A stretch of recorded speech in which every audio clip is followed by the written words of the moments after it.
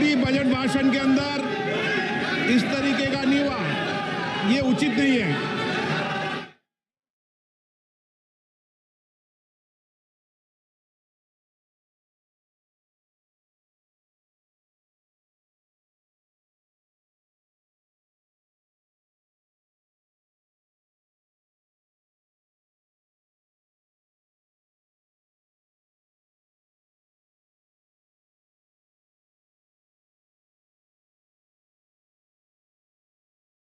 Realize Sabka Vikas, stimulating balanced growth of all regions.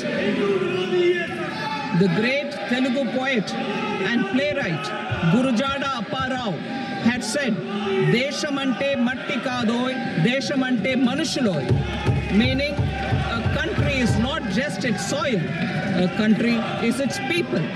In line with this, for us, Vikasit Bharat encompasses zero poverty, 100% quality good school education, access to high quality, affordable and comprehensive health care, 100% skilled labor with meaningful employment, 70% women in economic activities, and farmers making our country the food basket of the world. In this budget, the proposed development measures span 10 broad areas focusing on Garib, Youth, Annadata and Nari, spurring agricultural growth and productivity, building rural prosperity and resilience, taking everyone together on an inclusive growth path, boosting manufacturing and furthering Make in India, supporting MSMEs, enabling employment-led development, investing in people, economy and innovation, securing energy supplies, promoting exports and nurturing innovation. For this journey of development, our four powerful engines are agriculture, MSME, investments and exports. The fuel, our reforms, our guiding spirit, inclusivity, and the destination, Vikasit Bharat. This budget aims to initiate transformative reforms across 6 domains. During the first 5 years, these will augment our growth potential and global competitiveness. The domains are taxation, power sector, urban development, mining, financial sector, and regulatory reforms. Agriculture as the first engine. Now I move to specific proposals, beginning with agriculture as the first engine.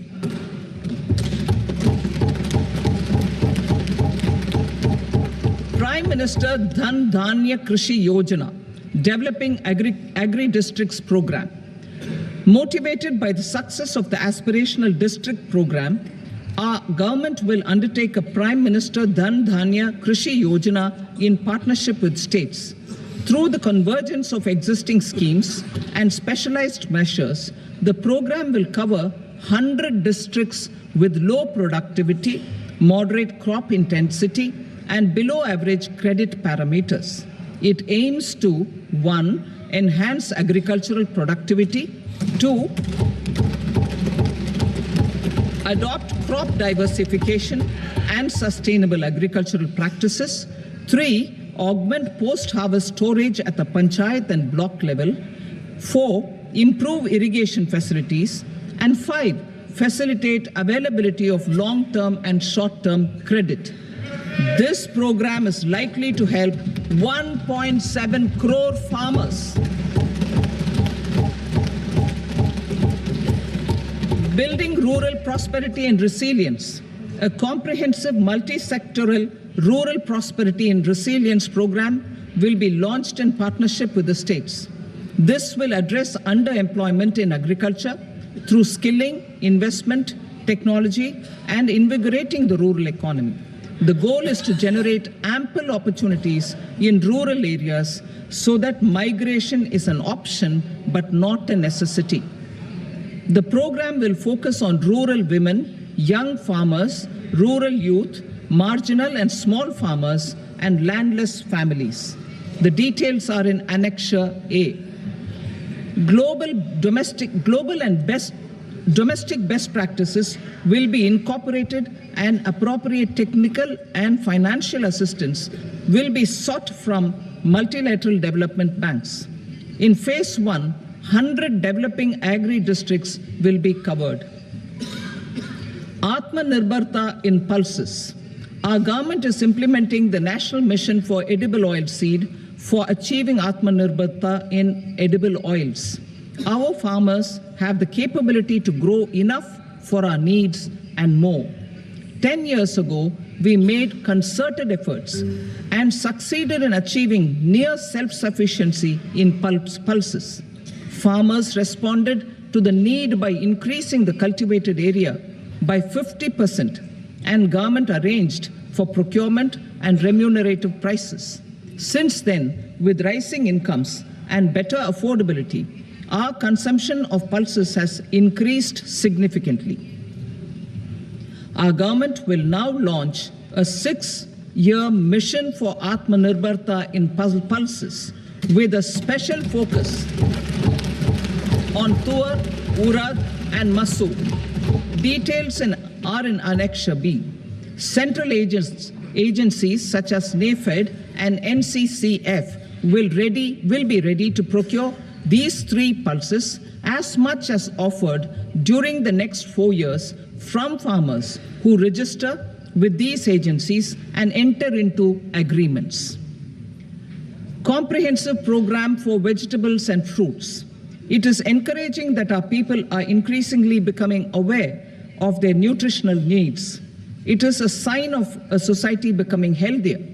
With rising income levels, the consumption of vegetables, fruits, and Shri Anna is increasing significantly. A comprehensive program to promote production, efficient supplies, processing, and remunerative prices for farmers will be launched in partnership with the states. Appropriate institutional mechanisms for implementation and participation of farmer producer organizations and cooperatives will be set up. Makhana board in Bihar. For this, there is a special opportunity for the people of Bihar. A Makhana board will be established in the state to improve production, processing, value addition, and marketing of makhana. The people engaged in these activities will be organized into FPOs. The board will provide hand-holding and training support to makhana farmers and will also work to ensure they receive the benefits of all relevant government schemes. A national mission on high-yielding seeds will be launched, aimed at 1. Strengthening research ecosystem, 2. Targeted development and propagation of seeds with high yield, pest resistance, and climate resilience, and 3. Commercial availability of more than 100 seed varieties released since July 2024. India ranks 2nd largest globally in fish production and aquaculture. Seafood exports are valued at 60,000 crore rupees. To unlock the untapped potential of the marine sector, our government will bring in an enabling framework for sustainable harnessing of fisheries from Indian exclusive economic zone and high seas, with a special focus on the Andaman and Nicobar and Lakshadweep Islands. For the benefit of lakhs of cotton growing farmers, I am pleased to announce a mission for cotton productivity. This 5-year mission will facilitate significant improvements in productivity and sustainability of cotton farming and promote extra long staple cotton varieties. The best of science and technology support will be provided to farmers. Aligned with our integrated 5F vision for the textile sector, this will help in increasing incomes of the farmers and ensure a steady supply of quality cotton for rejuvenating India's traditional textile sector. Kisan credit cards facilitate short-term loans for 7.7 crore farmers, fishermen, and dairy farmers. The loan limit under modified interest subvention scheme will be enhanced from 3 lakh rupees to 5 lakh rupees for loans taken through the KCC. For Atmanirbharta in urea production, our government had reopened 3 dormant urea plants in the eastern region. To further augment urea supply, a plant with annual capacity of 12.7 lakh metric tons will be set up at Namrup in Assam.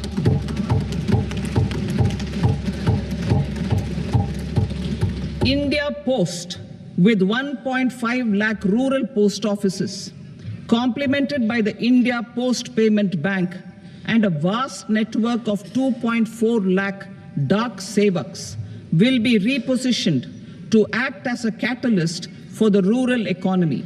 Details are at Annexure C.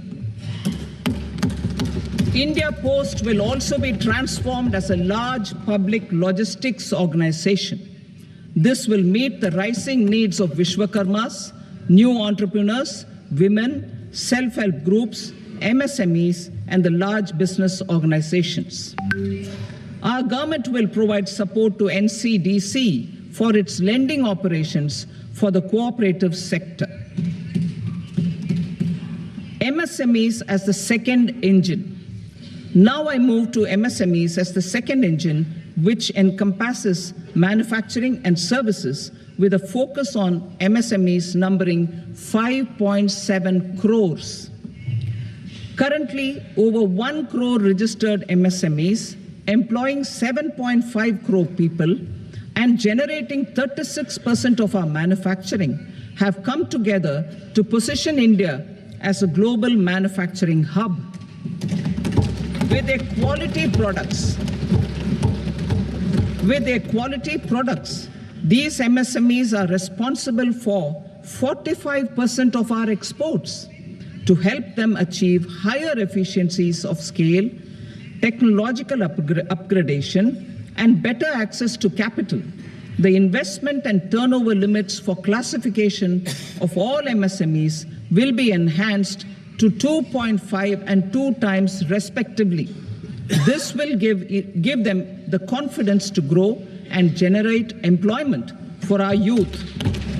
The details are given in Annexure D. To improve access to credit, the credit guarantee cover will be enhanced. First, for micro and small enterprises from 5 crore to 10 crore rupees, leading to additional credit of 1.5 lakh crores in the next 5 years. Second, for startups from 10 crore rupees to 20 crore rupees, with the guarantee fee being moderated to 1% for loans in 27 focus sectors which are important for Atmanirbhar Bharat. And for well-run exporter MSMEs, for term loans up to 20 crore rupees. Also for the micro enterprises, we will introduce customized credit cards with a 5 lakh rupee limit for micro enterprises registered on Udyam portal. In the first year, 10 lakh such cards will be issued. Fund of funds for startups. The Alternate Investment Fund, AIFs, for startups have received commitments of more than 91,000 crores rupees. These are supported by the fund of funds set up with the Government of India's contribution of 10,000 crore rupees. Now, a new fund of funds with expanded scope and a fresh contribution of another 10,000 crore rupees will be set up.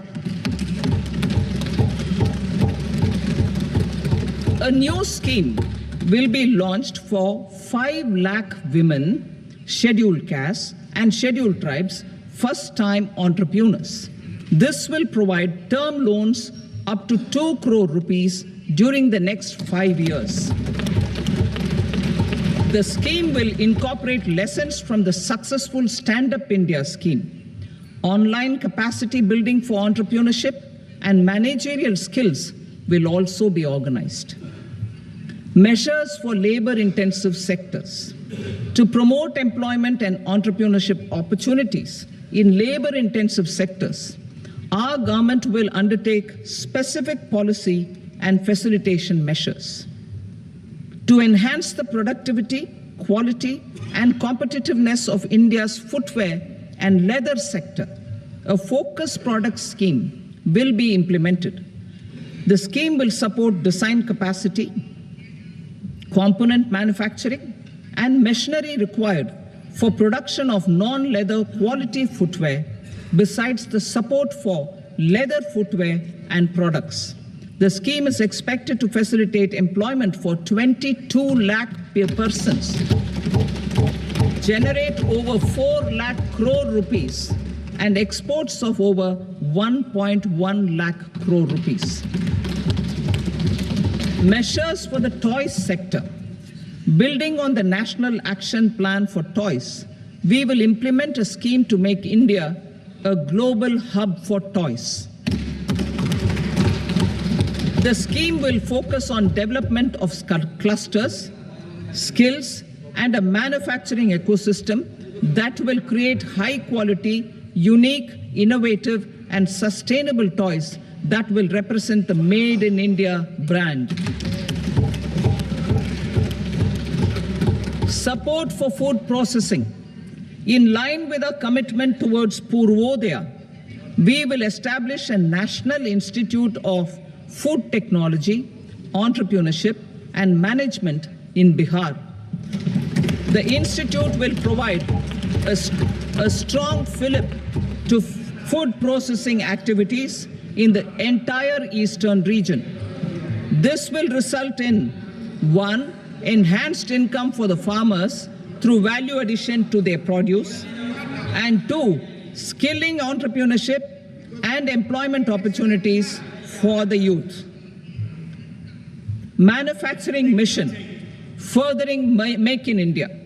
Our government will set up a national manufacturing mission covering small, medium, and large industries for furthering Make in India by providing policy support, execution roadmaps, governance, and monitoring framework for central ministries and states. Details are in Annexure E. Given our commitment to climate-friendly development, the mission will also support clean tech manufacturing. This will aim to improve domestic value addition and build our ecosystem for solar PV cells, EV batteries, motors and controllers, electrolyzers, wind turbines, very high voltage transmission equipment, and grid-scale batteries. Investment as the third engine. Now I move to investment as the third engine, which encompasses investing in people, investing in the economy, and investing in innovation. Investing in people. Saksham Anganwadi and Poshan 2.0. Saksham Anganwadi and Poshan 2.0 program provides nutritional support to more than 8 crore children, 1 crore pregnant women and lactating mothers all over the country, and about 20 lakh adolescent girls in aspirational districts and the Northeast region. The cost norms for these nutritional support will be enhanced appropriately. Atal Tinkering Labs. 50,000 Atal Tinkering Labs will be set up in government schools in the next 5 years to cultivate the spirit of curiosity and innovation and foster a scientific temper among young minds. Broadband connectivity to government secondary schools and PHCs. Broadband connectivity will be provided to all government secondary schools and primary health centers in rural areas under the BharatNet project. Bharatiya Bhasha Pustak Scheme. We propose to implement a Bharatiya Bhasha Pustak scheme to provide digital form Indian language books for schools and for higher education.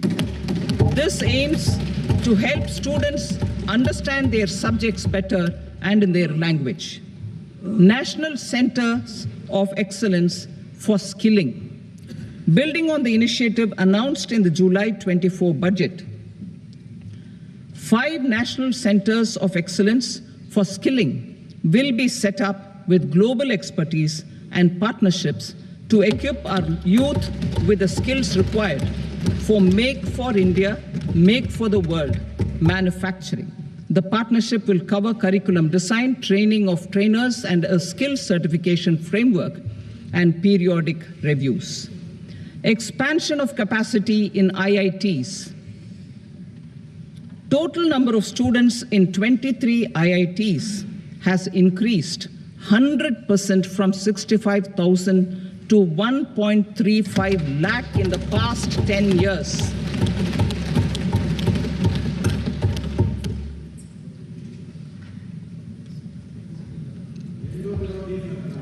Additional infrastructure will be created in the 5 IITs started after 2014 to facilitate education for 6,500 more students. Hostel and other infrastructure capacity at IIT Patna will also be expanded.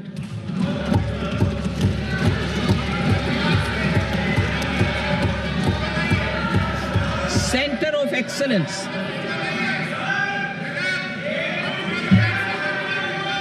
Center of Excellence in AI for Education.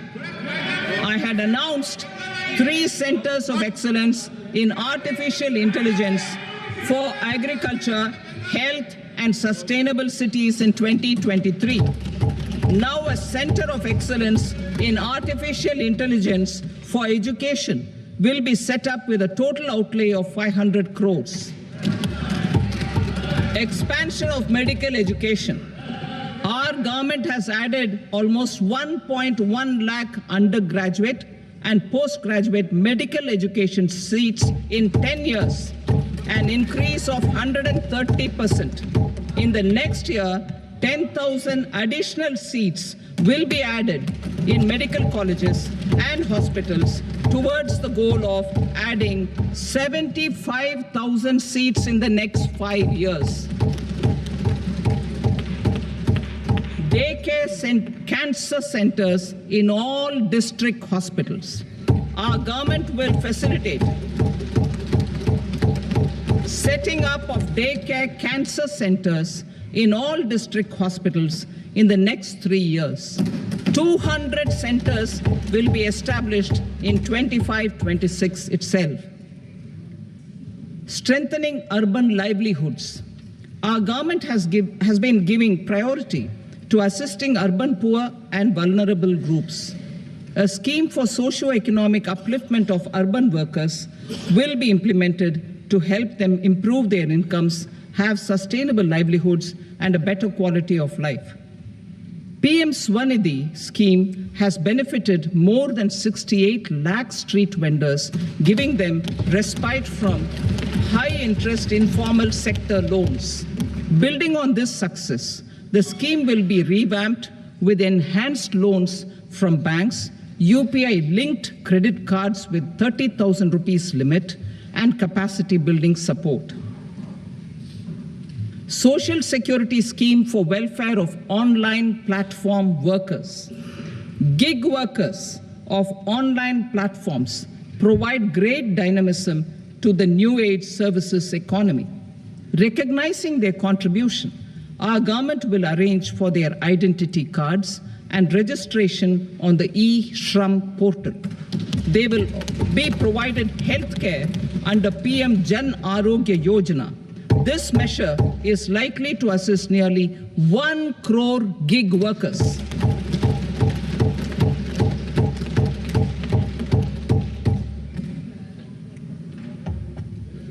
Investing in the economy.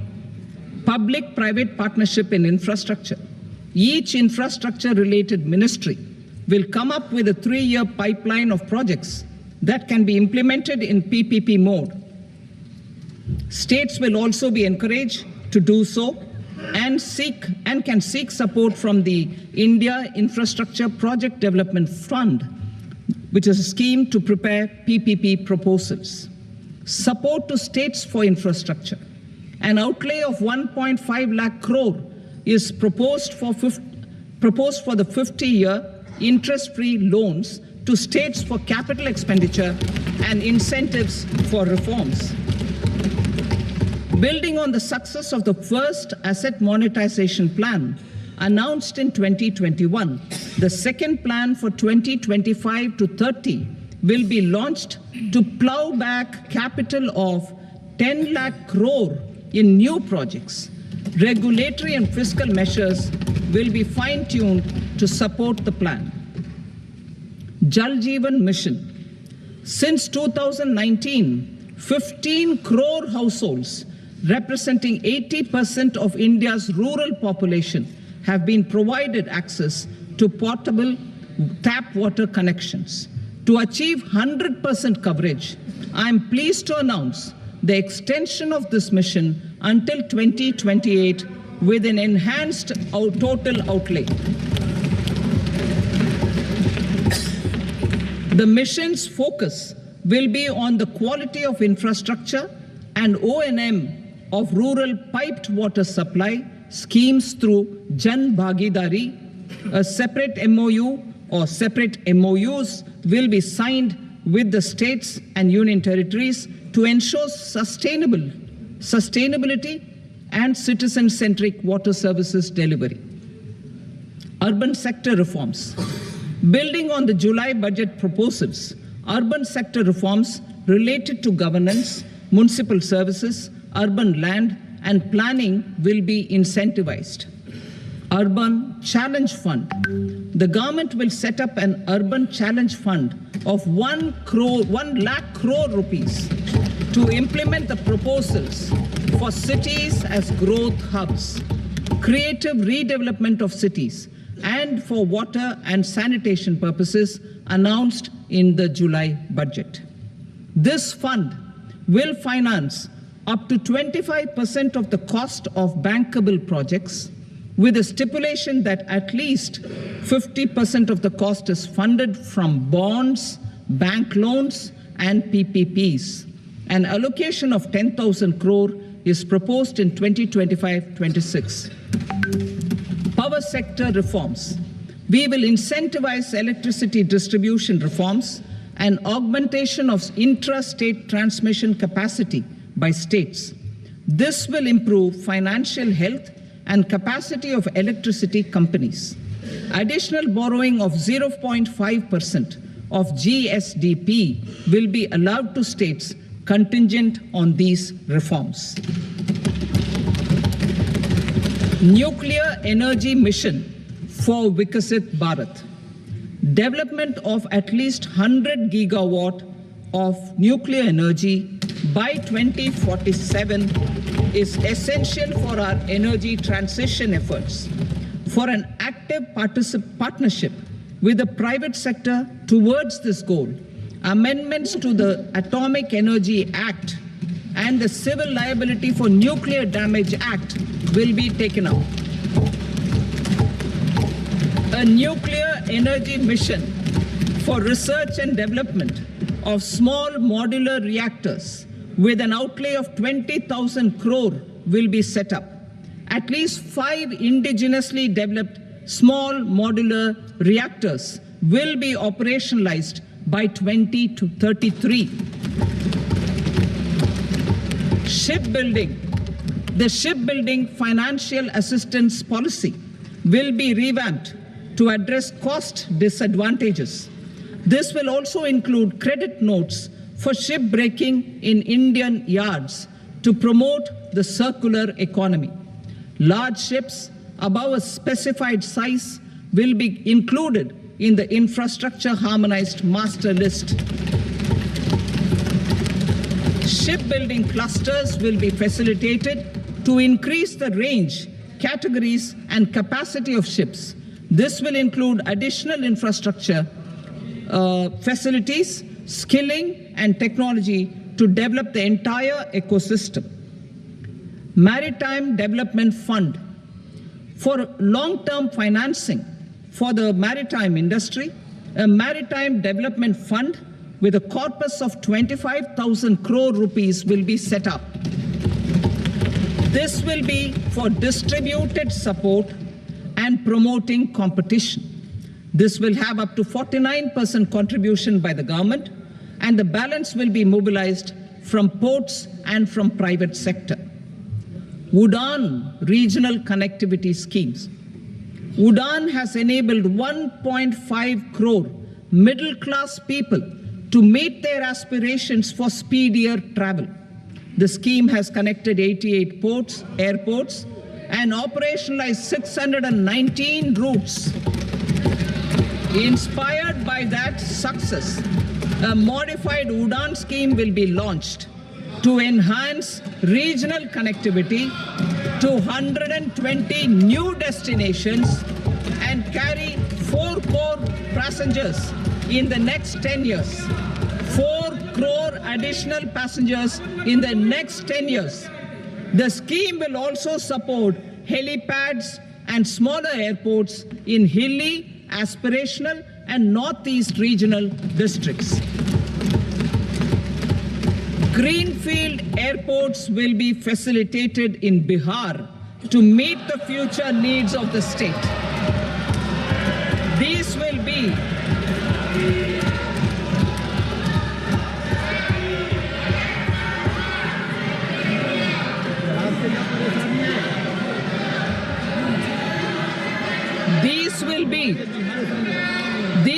be in addition to the expansion of the capacity of Patna Airport and a brownfield airport in Beta.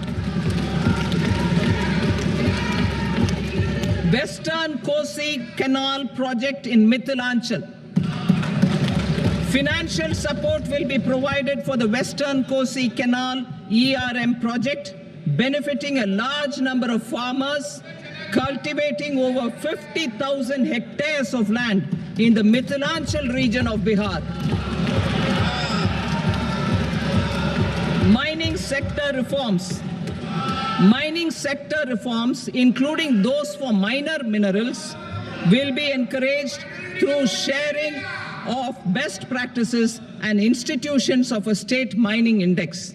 A policy for recovery of critical minerals from tailings will be brought out. Under the special window for affordable and mid-income housing, SWAMI, 50,000 dwelling units in stressed housing projects have been completed and keys handed over to home buyers. Another 40,000 units will be completed in 2025, further helping middle-class families who are paying EMIs on loans taken for apartments while also paying rent for their current dwellings. Building on this success, SWAMI Fund 2 will be established as a blended finance facility with contribution from the government, banks, and private investors. This fund of 15,000 crore rupees will aim for expeditious completion of another 1 lakh units. PM Gati Shakti data for private sector. For furthering PPPs and assisting the private sector in project planning, access to relevant data and maps from the PM Gati Shakti portal will be provided. Tourism for employment-led growth. Top 50 tourist destination sites in the country will be developed in partnership with states through a challenge mode. Land for building key infrastructure will have to be provided by the states. Hotels in these destinations will be included in the infrastructure harmonized list. The following measures will be taken for facilitating employment-led growth. Organizing intensive skill development programs for our youth, including in institutes of hospitality management. Providing mudra loans for homestays. Improving ease of travel and connectivity to tourist destinations.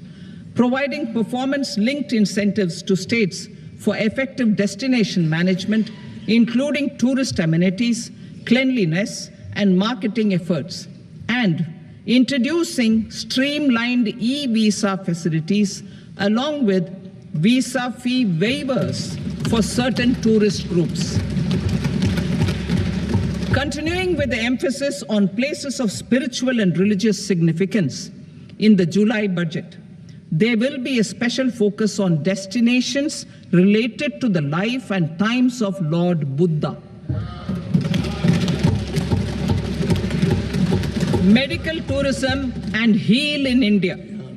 Medical tourism and heal in India will be promoted in partnership with the private sector, along with capacity building and easier visa norms. Investing in innovation. To implement private sector-driven research, development, and innovation initiatives announced in the July budget, I am now allocating 20,000 crore rupees for this purpose. A deep tech fund of funds will also be explored to catalyze the next generation startups as a part of this initiative. In the next 5 years, under the PM Research Fellowship Scheme, we will provide 10,000 fellowships for technological research in IITs and IISc with enhanced financial support. The second gene bank with 10 lakh germplasm lines will be set up for future food and nutritional security. This will provide conservation support to both public and private sectors for genetic resources. We will start a national geospatial mission to develop foundational geospatial infrastructure and data. Using PM Gati Shakti, this mission will facilitate modernization of land records, urban planning, and design of infrastructure projects. A Gyan Bharatam mission for survey, documentation, and conservation of our manuscript heritage with academic institutions, museums, libraries, and private collectors will be undertaken to cover more than 1 crore manuscripts. We will set up a national digital repository of Indian knowledge systems for knowledge sharing. Now I move to exports as the fourth engine. We will set up an export promotion mission with sectoral and ministerial targets driven jointly by the Ministries of Commerce, MSME, and Finance. It will facilitate easy access to export credit, cross-border factoring support, support to MSMEs to tackle non-tariff measures in overseas markets. A digital public infrastructure, Bharat Trade Net, for international trade will be set up as a unified platform for trade documentation and financing solutions. This will complement the Unified Logistics Interface platform. The BTN will be aligned with international practices. Support will be provided to develop domestic manufacturing capacities for our economy's integration with global supply chains. Sectors will be identified based on objective criteria. Facilitation groups with participation of senior officers and industry representatives will be formed for select products and supply chains. Through this, there are huge opportunities related to Industry 4.0, which needs high skills and talent. Our youth have both. Our government will support the domestic electronic equipment industry to leverage this opportunity for the benefit of our youth. A national framework will be formulated as guidance to states for promoting global capability centers in emerging Tier 2 cities. This will suggest measures for enhancing availability of talent and infrastructure, building bylaw reforms, and mechanisms for collaboration with industry. Our government will facilitate upgradation of infrastructure and warehousing for air cargo, including high-value perishable horticultural produce. Cargo screening and customs protocol will be streamlined and made user-friendly. Reforms as the fuel. Over the past 10 years, our government has implemented several reforms for convenience of taxpayers, such as faceless assessment, 2, taxpayer charter, 3, faster returns, 4, almost 99% returns being on self-assessment, and 5, Vivad Se Vishwas scheme.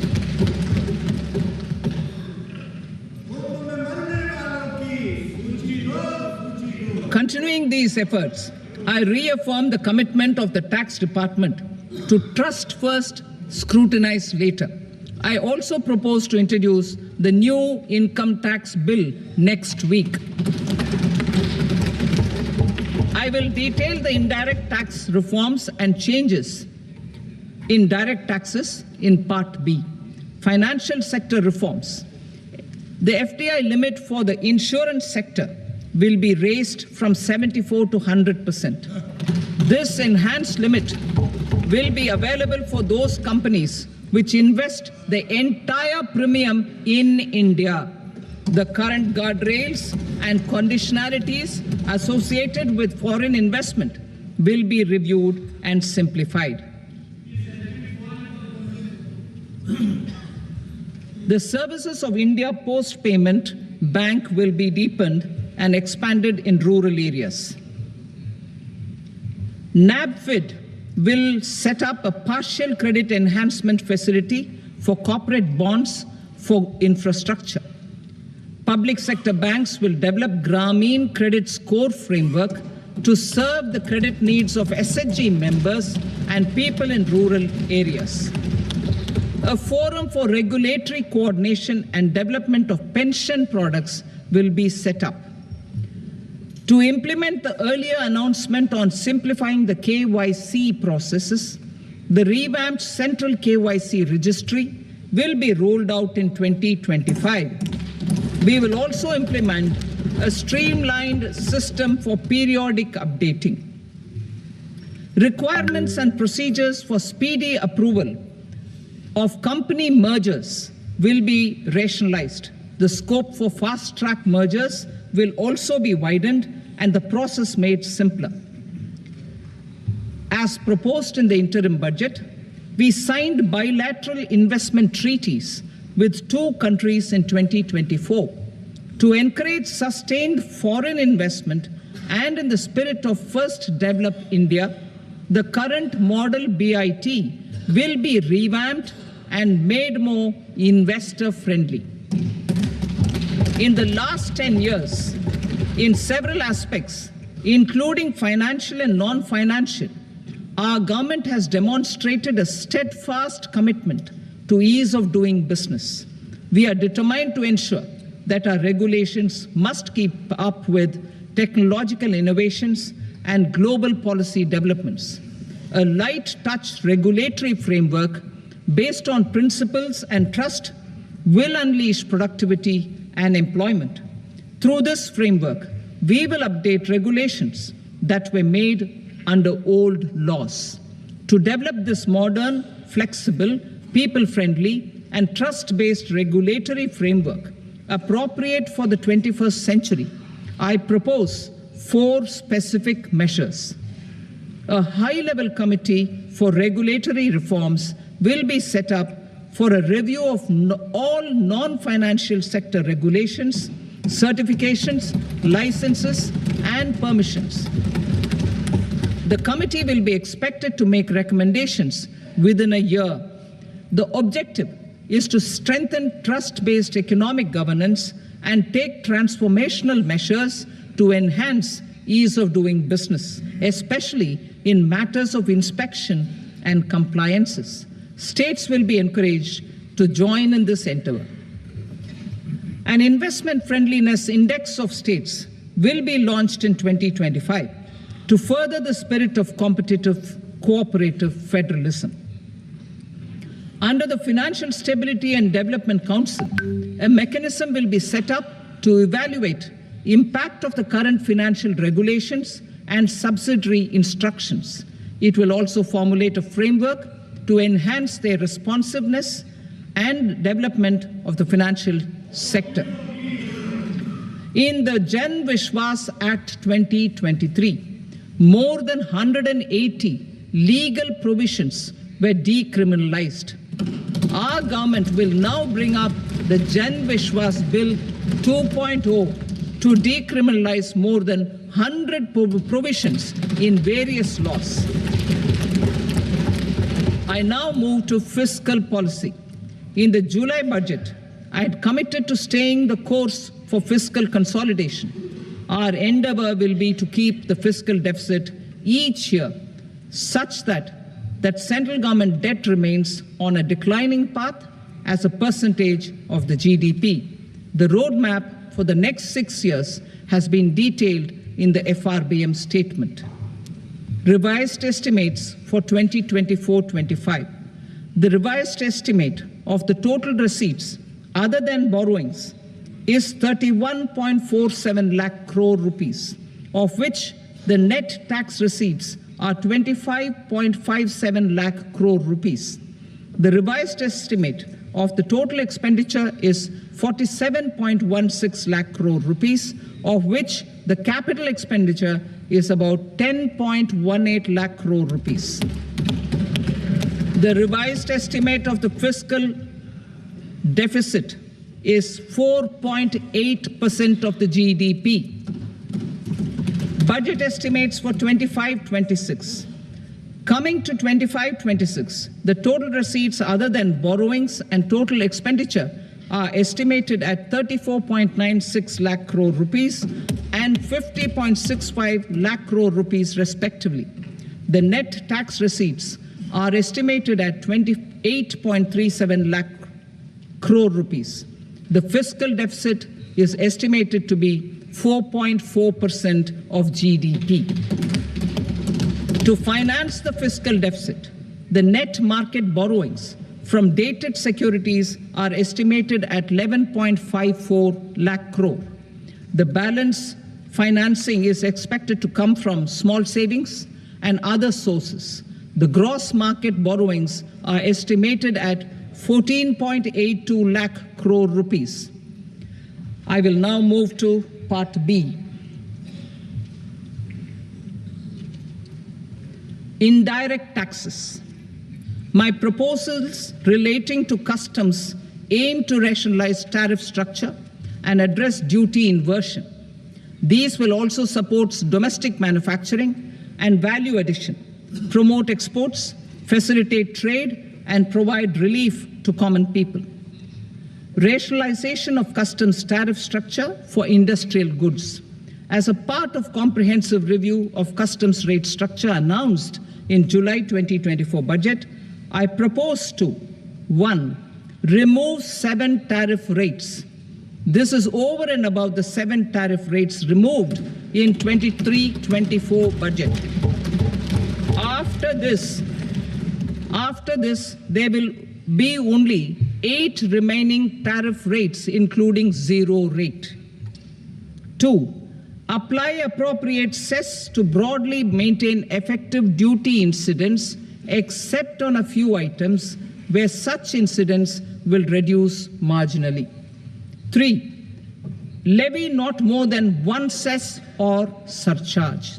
Therefore, I propose to exempt social welfare surcharge on 82 tariff lines that are subject to a cess. I shall now take up sector-specific proposals.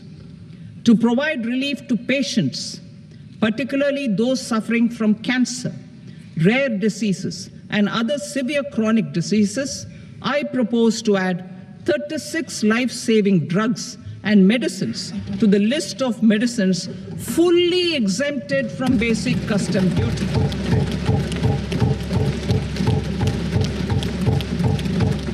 I also propose to add 6 life-saving medicines to the list attracting concessional custom duty of 5%. Full exemption and concessional duty will also respectively apply on the bulk drugs for manufacture of the above. Specified drugs and medicines under patient assistance programs run by the pharmaceutical companies are fully exempt from BCD, provided the medicines are supplied free of cost to the patients. I propose to add 37 more medicines along with 13 new patient assistance programs. Support to domestic manufacturing and value addition. Critical minerals. In the July 2024 budget, I had fully exempted BCD on 25 critical minerals that are not domestically available. I had also reduced BCD of 2 other such minerals to provide a major fillip to their processing, especially by MSMEs. Now, I propose to fully exempt cobalt powder and waste, the scrap of lithium-ion battery, lead, zinc, and 12 more critical minerals. This will help secure their availability for manufacturing in India and promote more jobs for our youth. To promote domestic production of technical textile products such as agro-textiles, medical textiles, and geotextiles at competitive prices, I propose to add 2 more types of shuttle-less looms to the list of fully exempted textile machinery. I also propose to revise the BCD rate on knitted fabrics covered by 9 tariff lines from 10 or 20 to 20% or 115 rupees per kg, whichever is higher. Electronic goods. In line with our Make in India policy and to rectify inverted duty structure, I propose to increase the BCD on interactive flat panel display from 10% to 20% and reduce the BCD to 5% on open cell and other components. In 23-24 budget, for the manufacture of open cells of LCD, LED TVs, I had reduced the BCD on parts of open cells from 5% to 2.5%. To further boost the manufacture of such open cells, the BCD on these parts will now stand exempted. Lithium-ion battery. To the list of exempted capital goods, I propose to add 35 additional capital goods for EV battery manufacturing and 28 additional capital goods for mobile phone battery manufacturing. This will boost domestic manufacture of lithium-ion batteries, both for mobile phones and for electric vehicles. Shipping sector. Considering that shipbuilding has a long gestation period, I propose to continue the exemption of BCD on raw materials, components, consumables, or parts for the manufacture of ships for another 10 years.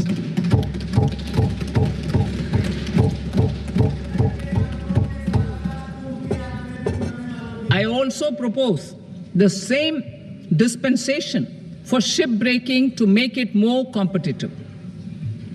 Telecommunication. To prevent classification disputes, I propose to reduce the BCD from 20% to 10% on carrier-grade Ethernet switches to make it at par with non-carrier-grade Ethernet switches. Export promotion. To facilitate exports of handicrafts, I propose to extend the time period for export from 6 months to 1 year, further extendable by another 3 months if required. I also propose to add 9 items to the list of duty-free inputs. Leather sector. I propose to fully exempt BCD on wet blue leather to facilitate imports for domestic value addition and employment. I also propose to exempt crust leather from 20% export duty to facilitate exports by small tanners. Marine products.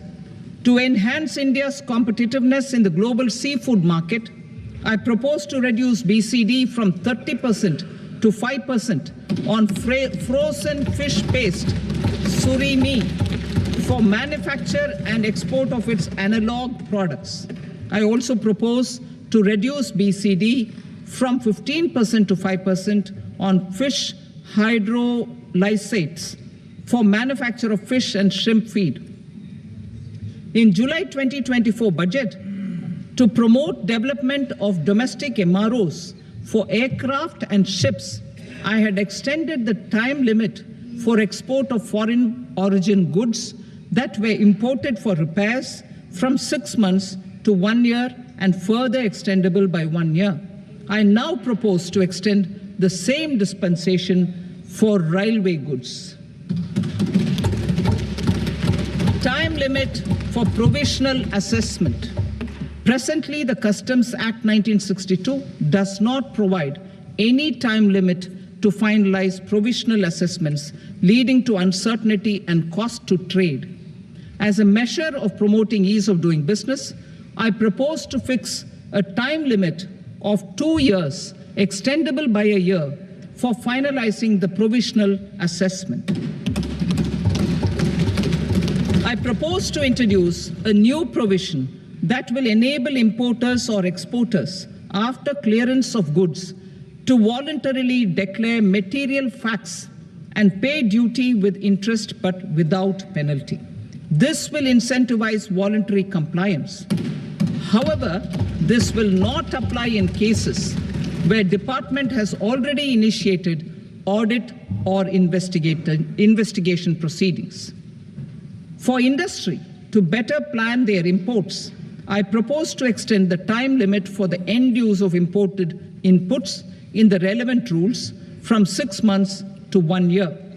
This will provide operational flexibility in view of cost and uncertainty of supply. Further, such importers will now have to file only quarterly statements instead of a monthly statement.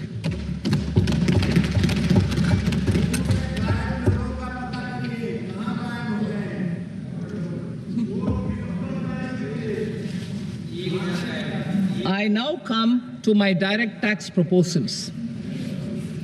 In Part A, I have briefly underlined taxation reforms as one of key reforms to realize our vision of Vikasit Bharat. In respect of criminal law, our government had earlier ushered in Bharatiya Nyaya Sanhita, replacing Bharatiya Danda Sanhita.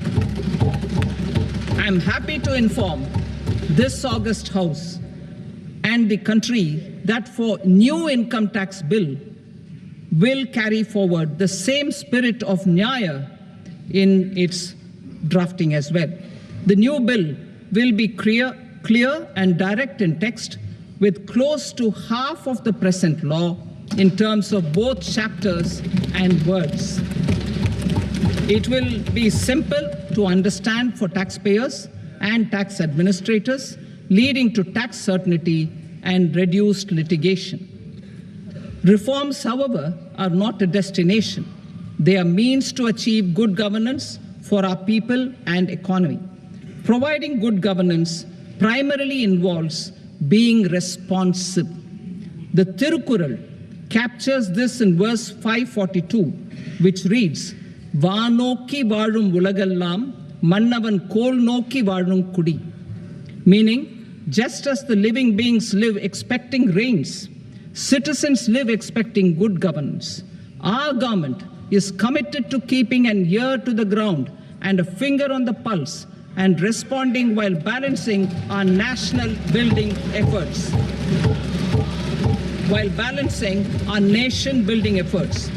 The following measures will detail just how our government will, under the guidance of PM Modi, has taken steps to understand and address. I repeat that sentence, sir. The following measures will detail just how our government, under the guidance of PM Modi, has taken steps to understand and address the needs voiced by our citizens. My tax proposals are guided by this spirit. The objectives of my proposals are as follows. Personal income tax reforms with special focus on middle class. Rationalization of TDS and TCS for easing difficulties. Encouraging voluntary compliance. Reducing compliance burden. Ease of doing business. Employment and investment. I will come to my proposal on personal income tax towards the end. TDS and TCS, rationalization for easing difficulties. I propose to rationalize tax deduction at source, TDS, by reducing the number of rates and thresholds above which TDS is deducted. Further, threshold amounts for tax deduction will be increased for better clarity and uniformity. The limit for tax deduction on interest for senior citizens is being doubled from the present 50,000 rupees to 1 lakh rupees. Similarly, the annual limit of 2.40 lakh rupees for TDS on rent is being increased to 6 lakh rupees. This will reduce the number of transactions liable to TDS, thus benefiting small taxpayers receiving small payments. The threshold to collect tax at source, the TCS, on remittances under RBI's liberalized remittance scheme, the LRS, is proposed to be increased from 7 lakh to 10 lakhs. I also propose to remove TCS on remittances for education purposes, where such remittances is out of a loan taken from a specified financial institution. Both TDS and TCS are being applied on any transaction related to sale of goods. To prevent such compliance difficulties, I propose to omit the TCS. I also propose that the provisions of the higher TDS deduction will now apply only in non-PAN cases. In July 2024, the delay for payment of TDS up to the due date of filing statement was decriminalized. I propose to provide the same relaxation to TCS provisions as well. The government under the leadership of Prime Minister Modi believes in Sabka Saath, Sabka Vikas, Sabka Vishwas, and Sabka Prayas. In line with this, we brought in updated return facility in 2022 for voluntary compliance by taxpayers who had omitted to report their correct income. Our trust in taxpayers was proved right. Nearly 90 lakh taxpayers voluntarily updated their incomes by paying additional tax. Taking this trust further, I now propose to extend the time limit to file updated returns for any assessment year from the current limit of 2 years to 4 years. I propose to reduce the compliance burden for small charitable trusts and institutions by increasing their period of registration from 5 years to 10 years. It is also proposed that disproportionate consequences do not arise for minor defaults such as incomplete applications filed by charitable entities. Presently, taxpayers can claim the annual value of self-occupied properties as nil only on the fulfillment of certain conditions. Considering the difficulties faced by taxpayers, it is proposed to allow the benefit of 2 such self-occupied properties without any condition. To streamline the process of transfer pricing and to provide an alternative to yearly examination, I propose to introduce a scheme for determining arm's length price of international transaction for a block period of 3 years. This will be in line with global best practices. With a view to reduce litigation and provide certainty in international taxation, the scope of safe harbor rules is being expanded. A number of senior and very senior citizens have very old national savings schemes accounts. As interest is no longer payable on such accounts, I propose to exempt withdrawals made from NSS by individuals on or after 29th August 2024. I am also proposing to allow similar treatment to NPS Vatsalya accounts as is available to normal NPS accounts subject to overall limits. In my speech in July 2024, I had promised that all processes, including giving effect to appellate orders, shall be digitalized and made paperless over the next 2 years. So I'm happy to announce that digitalization is being made operational now. In July 2024, we brought in the Vivad Se Vishwas scheme to resolve income tax disputes pending in appeal. The scheme has received a great response, with nearly 33,000 taxpayers having availed of the scheme to settle their disputes. I have a few proposals to promote investment and employment. It is proposed to provide a presumptive taxation regime for non-residents who provide services to a resident company that is establishing or operating an electronics manufacturing facility. I further propose to introduce a safe harbor for tax certainty for non-residents who store components for supply to specified electronics manufacturing units. Presently, the tonnage tax scheme is available only to seagoing ships.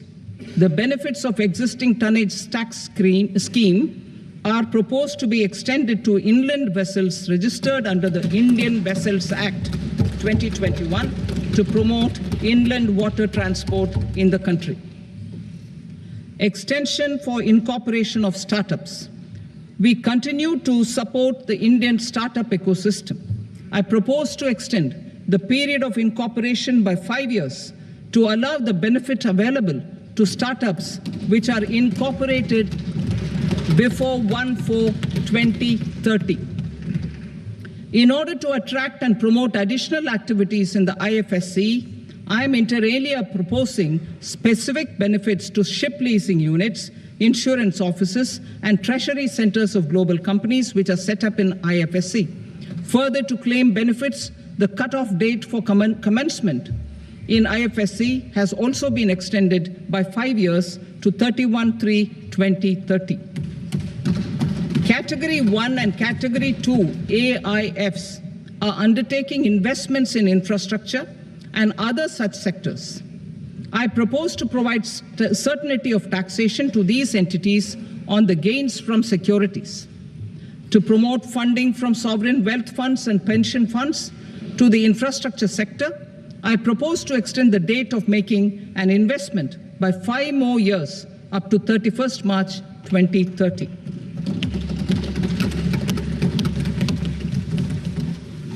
Personal income tax reforms with special focus on middle class. Democracy, demography, and demand are the key support pillars in our journey towards Vikasit Bharat. The middle class provides strength for India's growth. This government, under the leadership of Prime Minister Modi, has always believed in the admirable energy and ability of the middle class in nation building. In recognition of their contribution,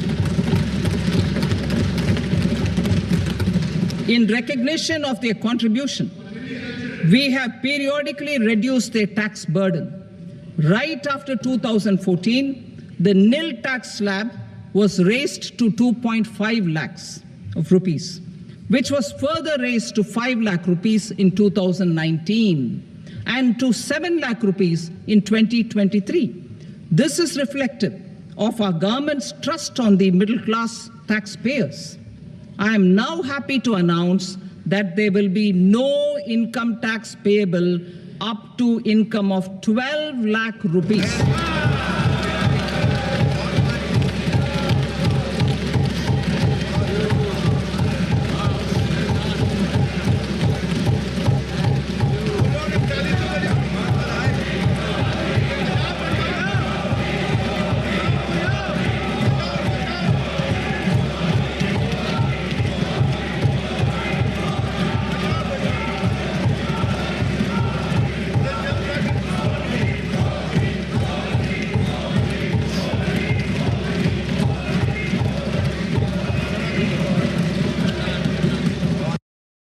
income of 12 lakh rupees will get a benefit of 80,000 rupees in tax, which is 100% of tax payable as per the existing rates. A person having income of 18 lakh rupees will get a benefit of 70,000 rupees in tax, that is 30% of tax payable as per existing rates. A person with an income of 25 lakh gets a benefit of 1,10,000 rupees, that is 25% of his tax payable as per existing rates. Details of my tax proposals are given in the annexure. As a result of these proposals, Honorable Speaker, sir, revenue of about 1 lakh crore in direct taxes and 2,600 crores in indirect taxes will be foregone. Mr. Speaker, sir, with this, I commend the budget to this august House.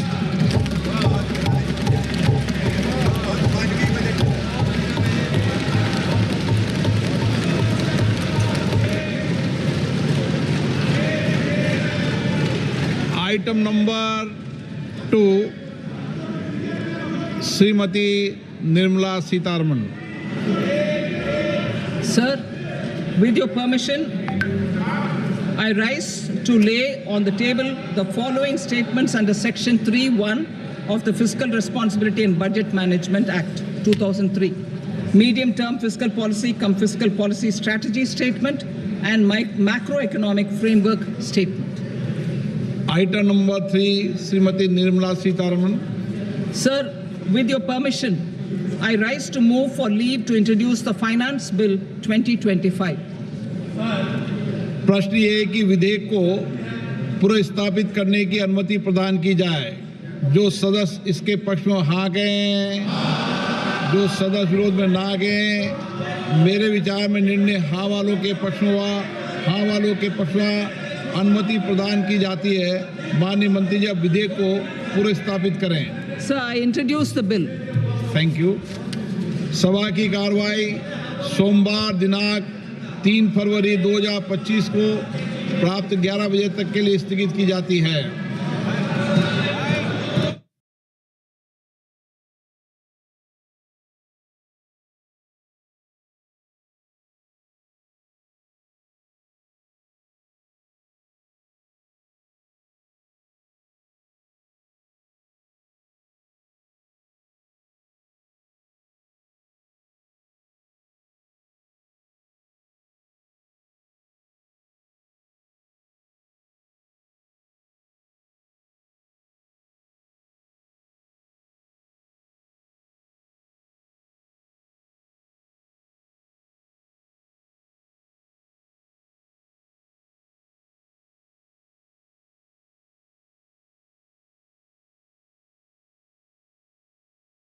MSMEs को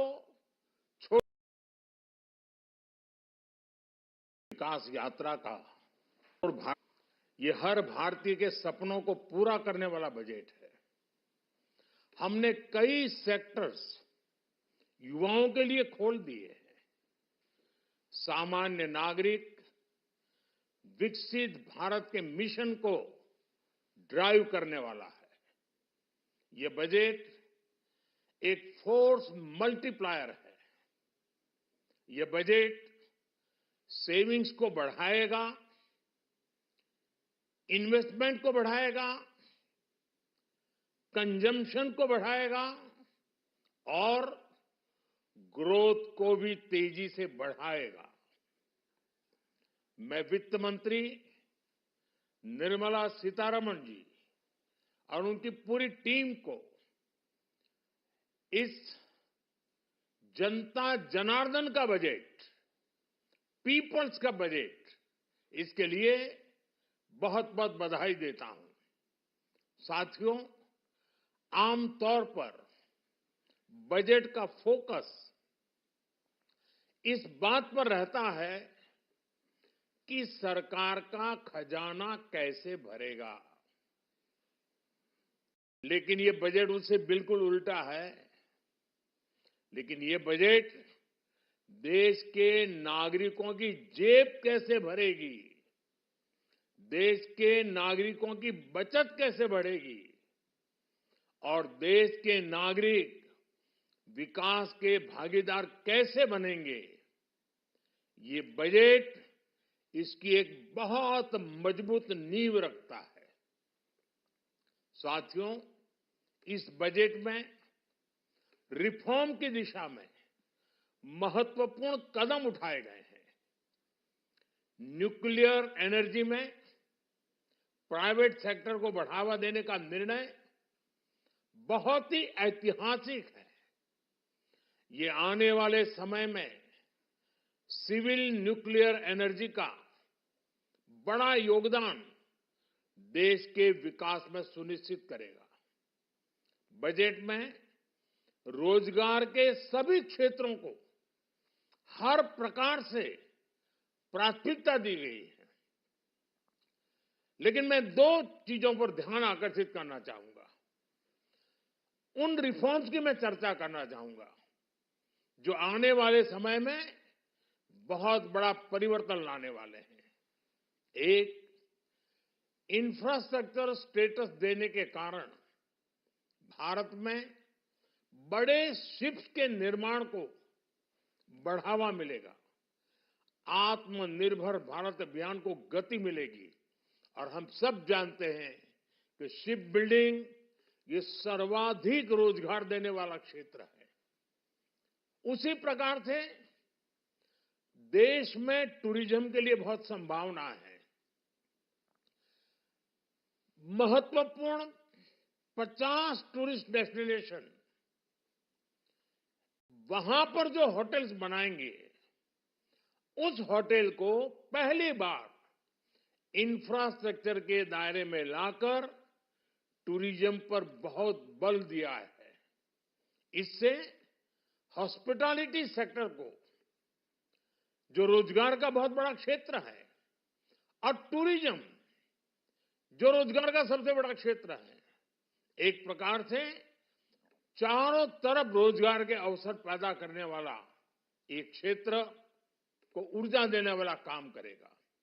आज देश विकास भी विरासत भी इस मंत्र को लेकर चल रहा है। इस बजट में भी इसके लिए भी बहुत महत्वपूर्ण और ठोस कदम उठाए गए हैं। 1 करोड़ पांडुलिपियों के लिए संरक्षण के लिए, मैन्युस्क्रिप्ट के लिए ज्ञान भारतम मिशन लॉन्च किया गया है। साथ ही भारतीय ज्ञान परंपरा से प्रेरित एक नेशनल डिजिटल रिपोजिटरी बनाई जाएगी। यानी टेक्नोलॉजी का भरपूर उपयोग किया जाएगा और हमारा जो परंपरागत ज्ञान है उसमें से अमृत निचोड़ने का भी काम होगा। साथियों, बजट में किसानों के लिए जो घोषणा हुई है वो कृषि क्षेत्र और समूची ग्रामीण अर्थव्यवस्था में नई क्रांति का आधार बनेगी। पीएम धन धान्य कृषि योजना के तहत 100 जिलों में सिंचाई और इंफ्रास्ट्रक्चर का डेवलपमेंट होगा।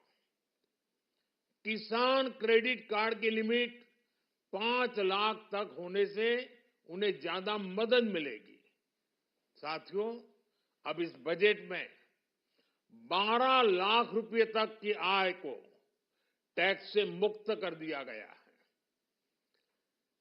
सभी आय वर्ग के लोगों के लिए टैक्स में भी कमी की गई है।